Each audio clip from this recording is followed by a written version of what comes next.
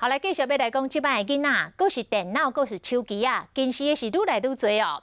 这个国民健康署的统计，幼稚园大班的近视率高达9%，到国小1年的增加到19.8%。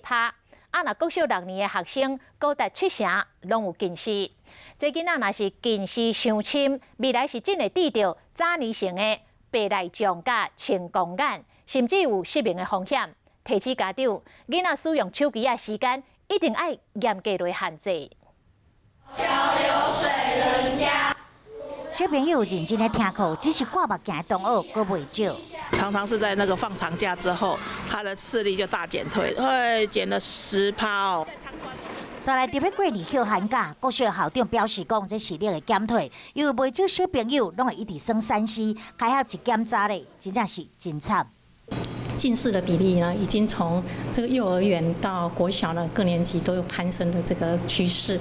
那尤其是小二了哈，从28.3% 上升到38.7%。根据国民健康署的统计，幼儿园大班的近视率已经高达9%，读国小1年就增加到19.8%，国小6年已经有70%拢近视，而且有10.3%的国小6年学生已经是高度近视。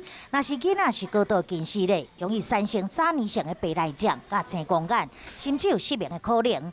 国民健康署嘛呼吁，用目睭30分钟，就要休息10分，每天户外活动，就要超过120分钟，才会当远离近视的危险。